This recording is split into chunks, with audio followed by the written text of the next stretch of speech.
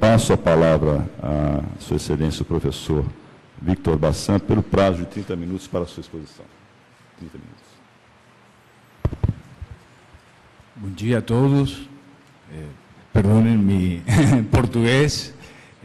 Voy a hablar en español. Lo voy a hacer devagar, o tratar de hacerlo para que de alguna manera podamos, digamos, encapsular la exposición en los 30 minutos que me ha asignado el señor presidente de esta mesa. Particularmente quiero agradecer,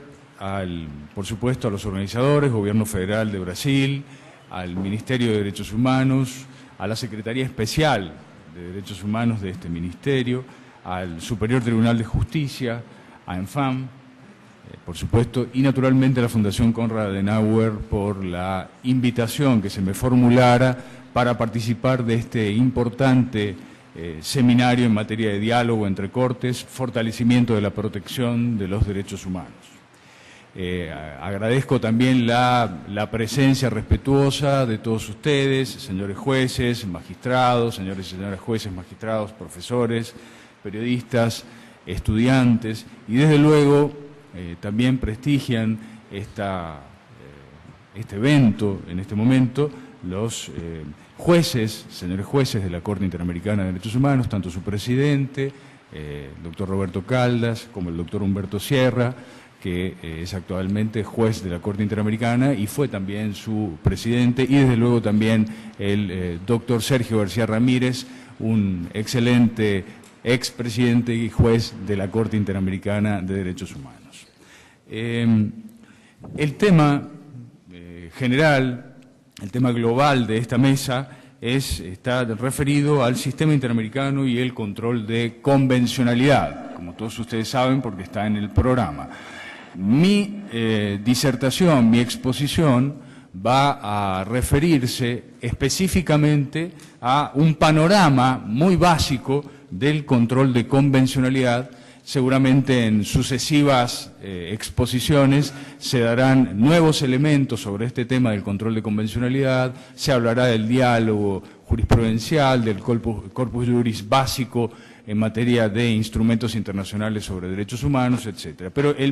mi disertación particularmente va a estar dividida en 7 partes que voy a tratar de desarrollar muy rápidamente como disparadores para luego esperar el debate, es decir, las preguntas, las réplicas que ustedes puedan efectuar. En primer lugar, una muy rápida introducción. En segundo lugar, hablar sobre las dimensiones del control de convencionalidad, es decir, los ámbitos de aplicación del control de convencionalidad. En tercer lugar, una muy rápida alusión a los casos más relevantes de la Corte Interamericana de Derechos Humanos sobre este tema de control de convencionalidad. En cuarto lugar, también brevísimamente,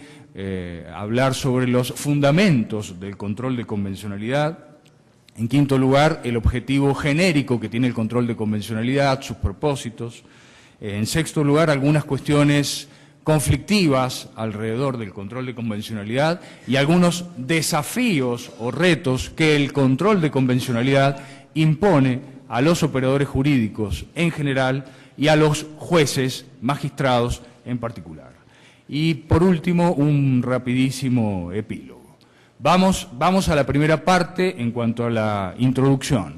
¿Qué factores o qué elementos favorecieron la aparición del control de convencionalidad? Es decir, esta creación pretoriana por parte de la Corte Interamericana de Derechos Humanos, a la que llamó control de convencionalidad.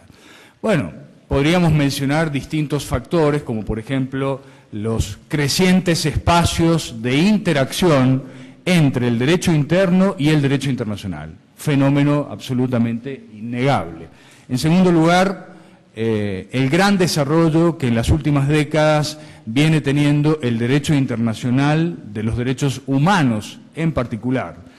En tercer lugar, las discusiones que se dan en distintos espacios, en distintos países latinoamericanos, sobre la magnitud, es decir, sobre la jerarquía que los instrumentos internacionales tienen en el ámbito del derecho interno, es decir, cómo se articulan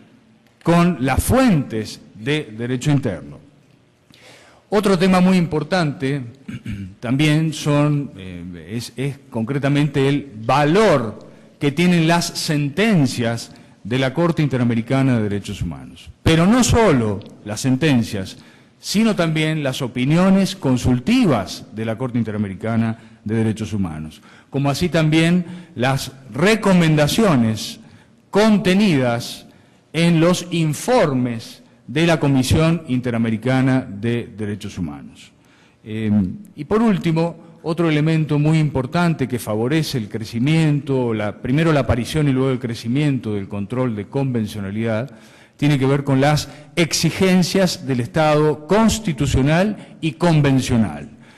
Hoy en día me parece que nos quedaríamos cortos, es decir, sería insuficiente hablar solo del Estado constitucional. Me parece que hay que complementarlo, Estado constitucional con Estado convencional, en función de las exigencias del propio sistema interamericano de derechos humanos y como consecuencia de las obligaciones de los tratados o instrumentos internacionales que los Estados han aprobado, y por otro lado el reconocimiento de la jurisdicción contenciosa de la Corte Interamericana de Derechos Humanos, que entre otros deberes impone al Estado la de realizar control de convencionalidad y dar seguimiento y cumplimiento a las sentencias de la Corte Interamericana. Esos, entre muchos otros factores, han ido desarrollándose para dar cuerpo, dar vida, pretoriana en este caso, al control de convencionalidad.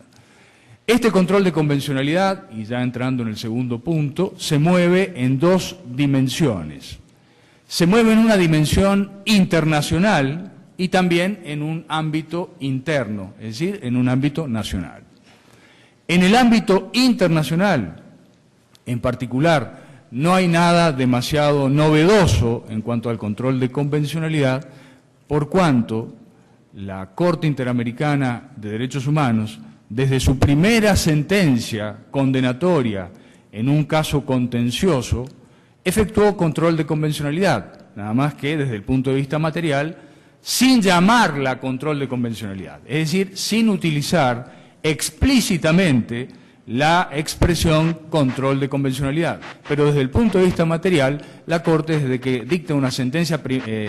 su primera sentencia condenatoria, y justamente condena a un Estado por violación del Pacto de San José de Costa Rica, por acción o por omisión, está realizando control de convencionalidad desde el ámbito propio que tiene la Corte Interamericana como un tribunal supranacional, como un tribunal internacional en materia de derechos humanos. Donde se ha producido una novedad importante es en el control de convencionalidad en el ámbito interno, es decir, en el ámbito interior a cada uno de los Estados, por cuanto la Corte Interamericana, como ustedes saben, en el caso Almonacid Arellano contra Chile, del año 2006, septiembre de 2006, ha generado o ha creado pretorianamente esta obligación o este deber por parte de los jueces de cotejar, es decir, de comparar las normas internas que aplica en casos concretos con el Pacto de San José de Costa Rica, y no solo con el Pacto de San José de Costa Rica, sino también con la interpretación que de ese pacto realiza o ha realizado la Corte Interamericana de Derechos Humanos, que es la intérprete última, la intérprete final de esta Convención Americana sobre Derechos Humanos o Pacto de San José de Costa Rica. Ahí es donde está, digamos, la riqueza o la novedad. Esto da lugar a que podamos hablar de dos dimensiones del control de convencionalidad. Una, en el ámbito específico de la Corte Interamericana de Derechos Humanos, que la ejerce monopólicamente, es decir, sería un control concentrado de convencionalidad. En cambio, en el ámbito de los Estados, en el ámbito interno de los Estados, habría un control de convencionalidad difuso, es decir, que puede, de acuerdo con las regulaciones competenciales y con las distintas atribuciones que la Constitución de ese Estado le asigna, todos los jueces estarían obligados a hacer control de convencionalidad. Y no solo los jueces, sino también otras autoridades públicas, si seguimos la jurisprudencia de la Corte Interamericana de Derechos Humanos, particularmente a partir del caso Hellman contra Uruguay, donde claramente la Corte Interamericana dijo que no solamente el control de convencionalidad es una obligación de los jueces, sino también de todas las autoridades públicas. Naturalmente, como siempre lo dice la Corte, con un dejo de prudencia loable, en el ámbito de sus respectivas atribuciones, en el marco de sus respectivas competencias, etc. Desde este punto de vista, entonces, hablamos de dos dimensiones del control de convencionalidad, internacional e interno, y lo que daría lugar a un control de convencionalidad concentrado en la Corte y difuso en el ámbito de los jueces y en el ámbito de los estados que pertenecen al sistema interamericano y particularmente a la jurisdicción contenciosa de la Corte Interamericana. ¿Cuáles son los precedentes relevantes o más relevantes? Yo diría hay numerosísimos fallos de la Corte Interamericana de Derechos Humanos sobre control de convencionalidad, pero yo me detendría en tres. Primero, por razones de, digamos, de concentración, en razones de brevedad y de economía también, pero por otro lado porque son los que marcan las primeras líneas maestras del control de convencionalidad. Y acá debemos hablar, en primer lugar, de un caso que les referencié hace unos momentos, que es el caso Almonacid Arellano contra Chile, de septiembre del año 2006, donde la Corte Interamericana establece que los jueces deben realizar una especie de control de convencionalidad. Es decir, todavía no estaba perfilado, digamos, definitivamente el control de convencionalidad, una especie de control de convencionalidad entre las normas internas que aplican a un caso concreto y el Pacto de San José de Costa Rica y las interpretaciones que del pacto hace la Corte Interamericana como intérprete última, intérprete final del Pacto de San José de Costa Rica. Nobleza obliga, y hay que mencionar también que antes de este fallo, antes de septiembre de 2006, ya en el seno de la Corte Interamericana de Derechos Humanos se hablaba de control de convencionalidad. Particularmente el doctor Sergio García Ramírez, acá presente, en algunos votos razonados en el ámbito de la jurisprudencia de la Corte, dejó sentada su posición ya desde el año 2003, si no me equivoco, en el caso Mirna Machank, luego refrendados en otros casos, por ejemplo, el caso Tibi contra Ecuador particularmente, y en algunos otros, refiriéndose, digamos, al control de convencionalidad. Pero plenariamente por la Corte Interamericana, el primer caso que formalmente inaugura el control de convencionalidad en la jurisprudencia de la Corte es el caso Almonacid Arellano contra Chile. Un segundo caso muy importante es el caso Trabajadores Cesados del Congreso contra Perú, de 2 meses posteriores al Almonacid Arellano, es decir, de noviembre de 2006, donde la Corte cambia y, digamos, evoluciona de alguna manera en su rigor en cuanto a la exigencia del control de convencionalidad, manifestando que los jueces deben ejercer no solo un control de constitucionalidad, sino también un control de convencionalidad, incluso de oficio, es decir, sin petición de parte, sin necesidad de petición de parte, entre las normas internas que aplican y el Pacto de San José de Costa Rica y las interpretaciones que hace la Corte Interamericana de Derechos Humanos. Es decir, vamos creciendo en intensidad del control de convencionalidad. Y por último, el fallo que también les mencioné hace unos minutos, el caso Hellman contra Uruguay, un fallo de febrero del año 2011, donde la Corte Interamericana claramente establece que el control de convencionalidad no solo es obligación de los jueces, sino también de todas las autoridades públicas. Cuestión que, bueno, trae algunos inconvenientes desde el punto de vista operativo, desde el punto de vista práctico, pero siempre señalando la Corte que todo esto debe desarrollarse en la medida en que la normativa de derecho interno así lo permita, así lo establezca desde el punto de vista de la competencia que tengan los jueces y magistrados para realizar el control de constitucionalidad y eventualmente el control de convencionalidad. Muy rápidamente, para entrar en el cuarto punto, que tiene que ver con los fundamentos del control de convencionalidad, es decir, en qué se basa el control de convencionalidad, parece interesante mencionar el artículo 1.1, particularmente del Pacto de San José de Costa Rica, y el artículo 2, naturalmente, artículo 1.1, artículo 2 del Pacto de San José de Costa Rica, que establece concretamente las obligaciones de respetar los derechos y las libertades establecidas en el Pacto de San José de Costa Rica, por una parte, la otra la de garantizar el ejercicio de esos derechos, y en tercer lugar la de adoptar medidas legislativas o de otro carácter para garantizar el cumplimiento y el ejercicio de esos derechos establecidos en el Pacto de San José de Costa Rica. Es decir, hay una conjunción allí de artículos 1.1 y 2 que establecen estas obligaciones del Estado de respetar, de garantizar y de adoptar medidas de derecho interno para dar satisfacción a las, a las demandas establecidas o las obligaciones asumidas en el Pacto de San José de Costa Rica. También el artículo 29 del Pacto de San José de Costa Rica, en cuanto a criterios de interpretación de los derechos humanos, brinda un soporte a la matriz, al fundamento del control de convencionalidad. Y naturalmente,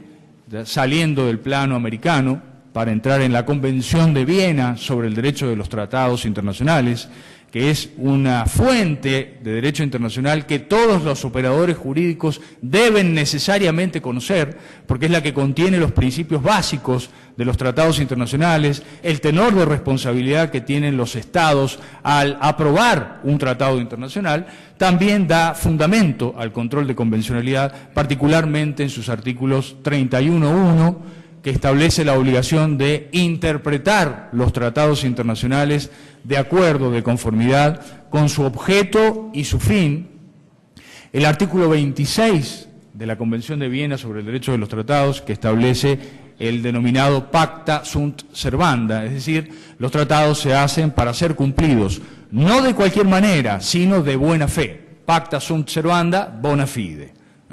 Y por último, el artículo 27, fundamental también para el razonamiento de los jueces, tiene que ver con la imposibilidad de alegar una norma de derecho interno para justificar el incumplimiento de una obligación de derecho internacional.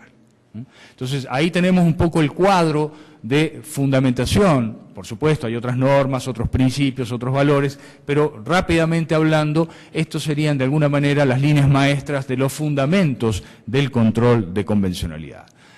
¿Qué objetivo genérico tiene el control de convencionalidad? Bueno, hablando muy rápidamente y también muy prácticamente, lo que la Corte intenta hacer con el control de convencionalidad es generar un criterio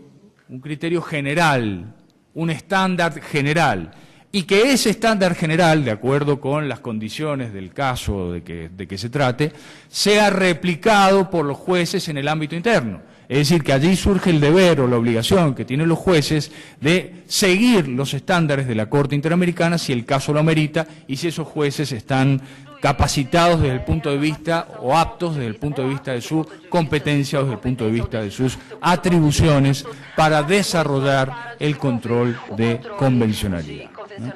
Esto es muy importante, es decir, por distintas razones es importante seguir los estándares de la Corte Interamericana, no solo porque es una obligación y un deber de los jueces internos asumidos al reconocer la jurisdicción contenciosa de la Corte Interamericana, sino también por otras razones, por ejemplo, razones de economía procesal. Recuerden ustedes que para llegar al sistema interamericano hay que agotar recursos internos, interponer y agotar los recursos internos, lo que significa, naturalmente, que ese procedimiento ha atravesado por la jurisdicción de varios jueces en el ámbito interno. Y son esos jueces en el ámbito interno los garantes prima facie de la protección de los derechos humanos en el ámbito interno. Es decir, que la jurisdicción que ejerce la Corte Interamericana es coadyuvante o complementaria. Por lo tanto, quien es responsable, en primer lugar, es el Estado en el ámbito interno. Y particularmente los jueces, además de las autoridades públicas, pero los jueces en particular tienen un rol sustancial en bajar las líneas establecidas por la Corte Interamericana de Derechos Humanos, forjando esos criterios o esos estándares interpretativos que tienen que ser replicados o reproducidos en el ámbito interno. Otras cuestiones que se dan en este punto, por ejemplo, el material que tiene que cotejar el juez a la hora de realizar el control de convencionalidad. ¿Solamente es el Pacto de San José de Costa Rica? Es decir, ¿solamente tiene que tener a la vista el pacto? No. Tendrá que tener a la vista los distintos instrumentos internacionales que forman parte del corpus juris interamericano. Por ejemplo, por citar algún caso, el Protocolo de San Salvador en materia de derechos económicos, sociales y culturales, el Protocolo para la abolición de la pena de muerte, la Convención de Belén do Pará en materia de violencia contra la mujer, la Convención Interamericana en materia de tortura, etcétera. Es decir, son todos instrumentos que se mueven al compás del Pacto de San José de Costa Rica, pero que también generan una obligación a los jueces en cuanto a conocer esos instrumentos internacionales y a aplicarlos como material de cotejo a la hora de realizar el control de convencionalidad. Las opiniones consultivas de la Corte Interamericana son obligatorias a los fines del control de convencionalidad. Bueno, este es un tema bastante discutido, porque una opinión consultiva no es una sentencia de la Corte Interamericana, pero sí es un criterio forjado por la interpretación de la Corte Interamericana. Y hay una opinión consultiva relativamente reciente, del año 2014, la opinión consultiva número 21, donde se refiere al grado de vinculatoriedad que tienen las opiniones consultivas también a los fines del control de convencionalidad, refiriéndose a que lo que la Corte Interamericana realiza en el ámbito de su jurisdicción consultiva implica una norma convencional interpretada. Entonces, también las opiniones consultivas deben ser justamente analizadas, examinadas por los jueces al momento de resolver. No solamente las sentencias de la Corte, sino también las opiniones consultivas emitidas por este alto tribunal interamericano. Los jueces necesariamente en el ámbito interno de cualquier Estado, no estoy hablando de Brasil, estoy hablando de Argentina y de cualquier otro país que integra el sistema interamericano y digamos, ha reconocido la jurisdicción contenciosa de la Corte Interamericana, tienen que internalizar la importancia y el deber que tienen de realizar este control de convencionalidad. Esto ya no es facultativo de los jueces. Los jueces están obligados a hacer control de convencionalidad. No es lo hago si quiero, no, lo debo hacer en la medida que su ordenamiento jurídico así lo establezca y en la medida que así también lo ha determinado la Corte Interamericana de Derechos Humanos. Debemos recordar que aprobar un tratado internacional en materia de derechos humanos no es un acto inocuo, es decir, no es un acto que no produzca consecuencias jurídicas. Sí produce consecuencias jurídicas muy claras y deberes y obligaciones por parte del Estado. Es decir, que el Estado tiene que pensar muy bien antes de aprobar un tratado internacional. Una vez que lo aprobó y ese tratado entra en vigor para el Estado, está obligado, no facultado, obligado a cumplirlo bajo la posibilidad de recaer o de incurrir en una hipótesis de condena internacional por haberse constatado su responsabilidad internacional por violar un tratado internacional por acción, es decir, dictando normas o conductas contrarias al tratado, o por omisión, es decir, omitiendo dictar las normativas para desarrollar y cumplir de la mejor manera y de buena fe ese tratado internacional.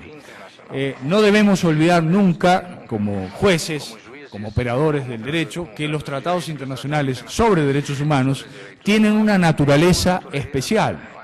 porque esos tratados no están pensados de ninguna manera para el beneficio mutuo de los Estados, sino para la protección de los derechos fundamentales de las personas que viven en esos Estados. Claramente la óptica es totalmente distinta de otro tipo de tratados internacionales. Y esto es un tema muy importante. Y además, todas las interpretaciones jurisdiccionales que se realicen tienen que tener en cuenta un principio básico, que es el del efecto útil del tratado internacional. Es decir, tenemos que mirar el objeto y el fin de ese tratado internacional, porque eso también hace al principio de buena fe, naturalmente, que asumen los Estados al momento de suscribir y de aprobar un tratado internacional. Hay un argumento que normalmente flota en algunos espacios jurídicos, que es, bueno, ¿dónde queda la soberanía jurídica de un Estado si vamos a aplicar un tratado internacional por encima de una ley o de un código? Claro, esto es contraargumentable si pensamos justamente que ese tratado internacional fue suscripto y aprobado por el Estado en uso de sus tareas y de sus funciones soberanas. Es decir, nadie obligó a un Estado a aprobar un tratado internacional. Ahora, si lo aprobó, tiene que atenerse a las consecuencias que se derivan de ese tratado internacional y cumplirlo de buena fe. Pacta sunt servanda bona fide. Volvemos a este punto de la Convención de Viena sobre el derecho de los tratados. Nadie obligó a ningún Estado a que reconociera la jurisdicción contenciosa de la Corte Interamericana, pero si la reconoció por un acto soberano, tiene que someterse a los mandatos establecidos por la Corte Interamericana de Derechos Humanos. Y esto necesariamente es un punto elemental, un punto crucial de buena fe, y además porque el propio Pacto de San José de Costa Rica establece que sus sentencias son definitivas, son obligatorias también. Hace falta, naturalmente, en algunos espacios jurídicos latinoamericanos un cambio cultural, comenzar a pensar el derecho desde otro perfil, comenzar a abrir la cabeza y no pensar que porque somos jueces civiles solamente tenemos que conocer el Código Civil. No, tenemos que conocer el Código Civil, tenemos que conocer cómo ese Código Civil es interpretado por el órgano máximo de la jurisdicción constitucional del país, tenemos que conocer los tratados internacionales que se refieren a la materia civil o laboral o penal o lo que fuera, y tenemos que estar al tanto necesariamente de la jurisprudencia de los órganos de supervisión, concretamente en este caso de la Corte Interamericana de Derechos Humanos. Pero esto exige necesariamente un nuevo paradigma del derecho, un nuevo cambio cultural, basándonos fundamentalmente en los derechos, en la protección de los derechos humanos como el núcleo esencial tanto de la Constitución del Estado de la Unión, en este caso, en el caso de ustedes, como el de la Argentina, etcétera, o de otros países federales, sino también del Estado de Derecho constitucional y convencional. Hay algunos desafíos muy importantes que hay que cumplir todavía, me parece, en ciertos ámbitos, en ciertas latitudes jurídicos, que tiene que ver con, es decir, particularmente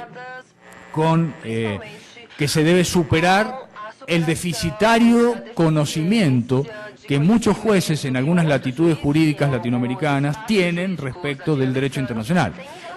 Evidentemente que si no conocemos el derecho internacional, si no conocemos los tratados internacionales, no conocemos las declaraciones internacionales, claramente no vamos a poder cumplir efectivamente nuestro rol como jueces, como fiscales, como defensores, como operadores del sistema jurídico. Entonces, este es un desafío crucial. Elevar el conocimiento de los tratados internacionales, la lógica de funcionamiento del derecho internacional de los derechos humanos, los principios básicos en los que se sustenta el derecho internacional de los derechos humanos y también los principios en los que se sustenta el control de convencionalidad. Vamos rápidamente y en los minutos que quedan para dar cumplimiento al tiempo asignado específicamente a un epílogo, dejando luego, por supuesto, una vez que culmine la disertación del doctor Sierra, etcétera, lugar a las preguntas. En primer lugar, en un espacio donde crece la circulación de reglas internacionales y se intensifica la interrelación entre el derecho interno y el derecho internacional, se impone necesariamente la obligatoriedad de los jueces internos de realizar control de convencionalidad, para evitar, por una parte, la responsabilidad internacional del Estado, y además también porque es un deber, una obligación por parte de los jueces en el ámbito del Estado constitucional y convencional de derecho. En esto también juega mucho, y no estoy personalizando en ningún país, sino que es una cuestión general, la voluntad política de los Estados. Para mí es un elemento crucial, porque podemos firmar todos los tratados internacionales que existan en el aire, dando vueltas, pero si no tenemos verdaderamente la voluntad política de cumplirlos, ahí tenemos un problema. Entonces, acá es donde hay que tratar de fortalecer esa voluntad política de los Estados, no firmar o aprobar tratados porque queda bien, porque está bien visto desde el ámbito internacional, no, sino la idea de aprobar aquellos tratados que estamos seguros de que vamos a poder cumplir, y que vamos a poder cumplir en un ámbito súper sensible como es el de los derechos fundamentales de la persona. Me parece que acá hay que trabajar también bastante. No hay que olvidar que la garantía de los derechos fundamentales legitima y justifica tanto al Estado constitucional como convencional, como también al sistema de protección interamericano de derechos humanos, encarnado fundamentalmente en la Comisión Interamericana, órgano cuasi jurisdiccional del sistema, y en la Corte Interamericana, órgano jurisdiccional por excelencia. Tampoco debemos olvidar, como jueces y como operadores del derecho, la obligación de realizar cualquier tipo de interpretación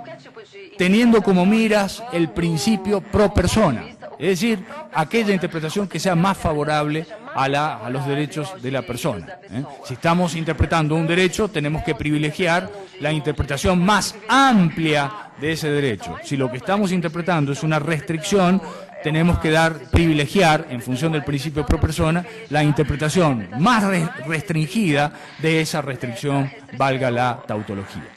Y en definitiva, como, digamos, transversal, como elemento, como argumento transversal a esta exposición que estoy culminando en este momento para dar cumplimiento a la hora y al tiempo asignado, no tenemos que olvidar que transversalmente a esta exposición ha discurrido, al menos desde mis sensaciones, desde mis sentimientos, desde mi alma y desde mi mente, un punto que considero crucial. Los derechos humanos son ni más ni menos que expresión directa de la dignidad de la persona humana. Muito obrigado.